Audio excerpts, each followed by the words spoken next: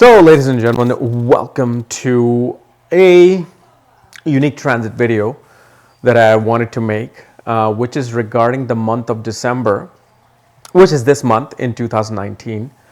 And specifically, I wanted to talk to you about Christmas. That's right, the Christmas day. Because on December 25th, 2019, you're literally going to have 6 planetary conjunction in one house. You're going to have Moon, Mercury, Sun, Ketu, Jupiter, and Saturn, all in one sign, one house, which is the sign of Sagittarius. Okay, so even if you look up in the sky, you will see these planets in the constellation of Sagittarius. Okay, so this is known as a cluster. Okay, and that's what I wanted to discuss here, because this can also help you understand astrology itself. And if you do not know which house this transit is happening in your chart, for that, check out the links here. Check out my full astrological report under the shop section, including my consultations and link to my academy, Magha Vedic Astrology Academy, where I teach you everything related to astrology. So let's discuss this transit.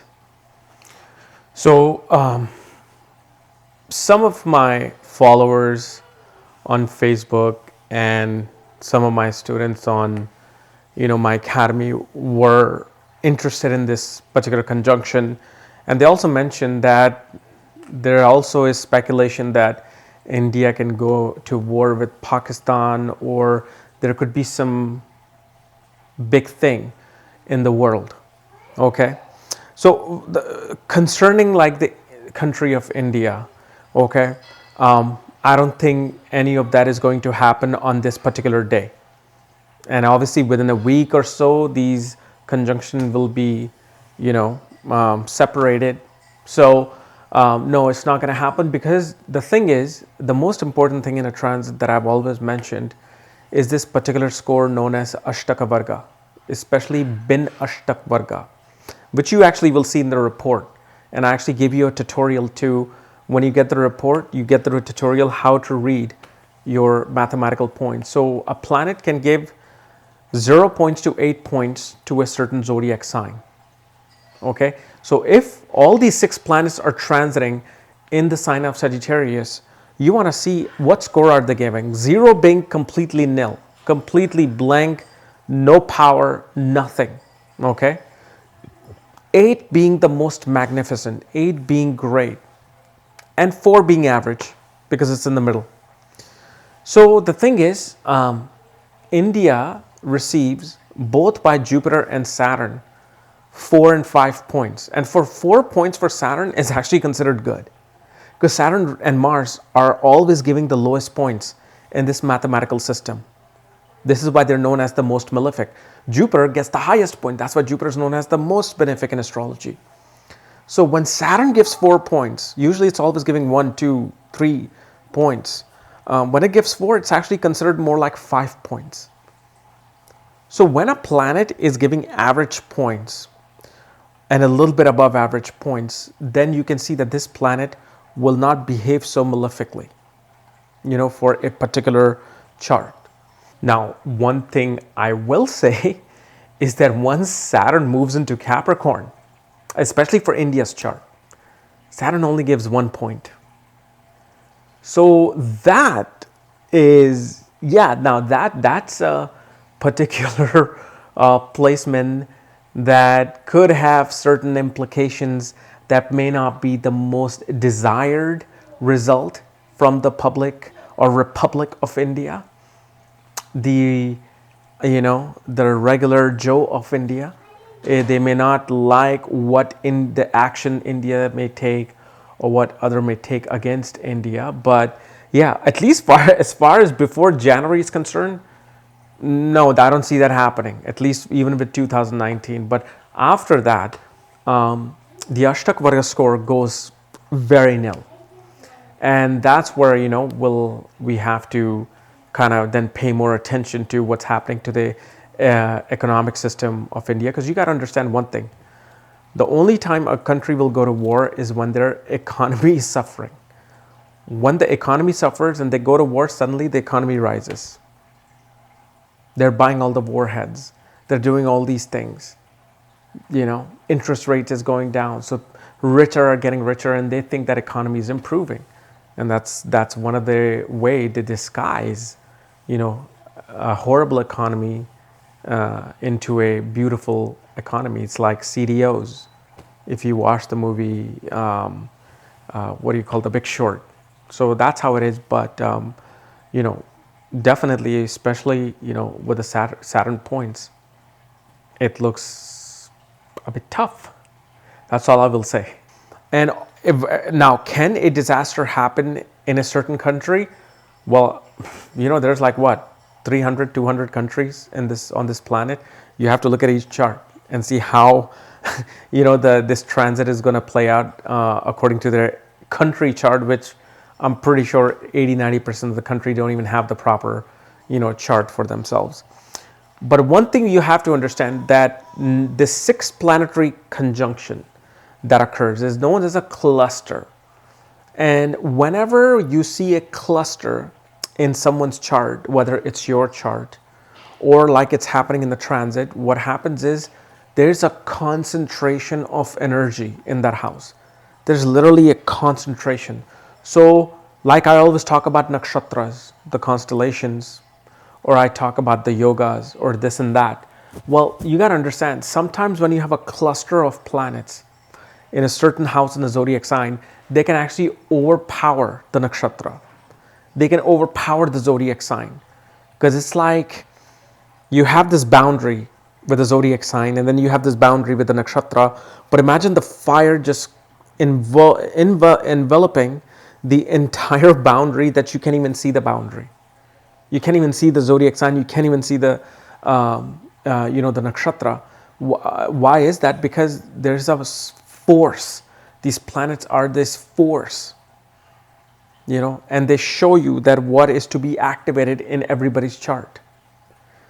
Planets don't have this magnetic pull or some invisible rays, as many may discuss, some may discuss. It is actually a time portal opening in your own body. Like, for example, when you were born and the planets were aligned in a certain way in your birth chart, it shows, it set a clock for everything automatically. Planets are not there thinking, okay, well, I need to become activate for this person and I need to be activated for this person. They're like, you took a snapshot of us and we're just giving you a schedule for everything. Schedule for the first injury, schedule for the first kiss, schedule for the first love, schedule for the first, heartbreak. We're giving you all these timetables, including scheduled death. And that's all it is. And when the planets are transiting over your birth chart, then they're showing that, okay, if you don't have the schedule, we can give you some hint. And if you have the schedule, you can definitely lock in the position with us transiting. So in Sagittarius, it's a fiery sign. Sagittarius is a very fiery sign. It's the highest of the fiery sign. It's known as the Sattvic fire, meaning the fire that you do yagnas with, fire rituals, havans are done here. But the problem is when you have such a cluster of energy in Sagittarius, usually this can bring about a fatalistic, and a very rigid belief system in us. So for certain individual on this particular day, or even like you can say a week, at least you'll have 5 planetary conjunction or 4 planetary conjunction left there after the moon moves out on the 26th or 27th. You will see that such people have this hard-headed mindset of how the world needs to be and how the world needs to behave. The most dangerous person is not the one who is out there even like killing people. It's the one who's thinking this is the way everybody should behave. Because when you think, like even I think sometimes that if I was a president or prime minister of a country, I would do this, I would cancel this, and I would want people to behave like this, and I want people to do this and that. And then when you think back, you're like, actually you're becoming exactly like the people you hate, because you're putting your own ideology into place. So what happens with this particular transit, it kind of sets in an ideology, because especially this is also the time of the eclipse as well. So with eclipse time, it kind of like sets in a motion for things to come. Now, like I said, as people are asking, is something going to happen in December? No, it's not going to happen. But the eclipse, it's setting a clock, it's setting a schedule for something. And based on the house that this conjunction is occurring in, it's setting this clock for you to deal with very fatalistic viewpoint related to those houses, related to the people of those houses.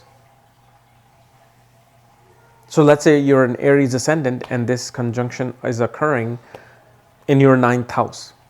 Well, this is going to set the tone for 2020, where you'll be like, vegans are the best, meat eaters are the most evil, and if you drink alcohol, you should burn in hell.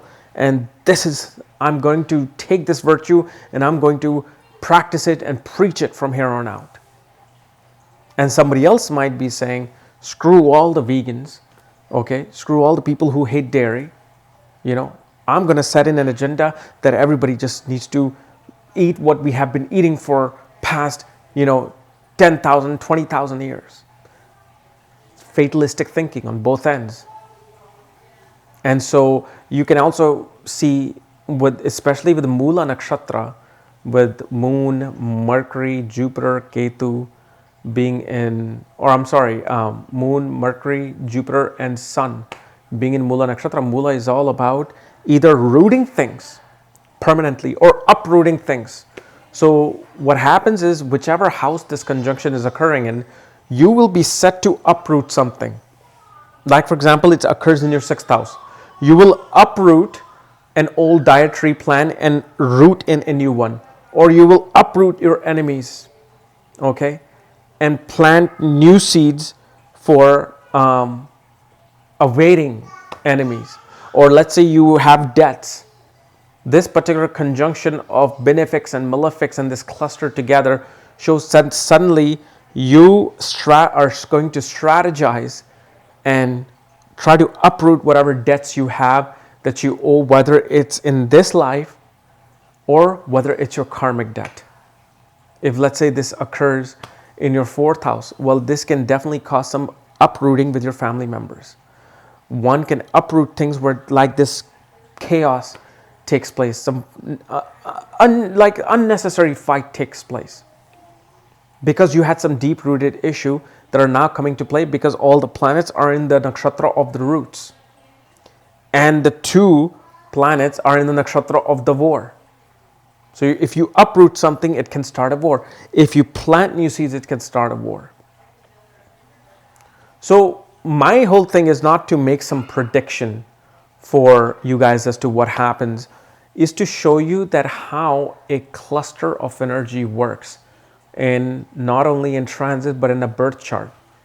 So and those are one of the easiest charts to actually do readings for. It's not a confusing conjunction. When there's a cluster of conjunction in one house, their entire life is in a cluster in that particular house, whether it's from the ascendant or whether it's from the moon, or if you're using the illuminary ascendants, which of course I've shown that to my students in my academy. But whenever you have cluster planets, it's actually some of the easiest things to point out and see what's happening with this person. Okay. So anyway, guys, I hope this has given someone light to this particular conjunction.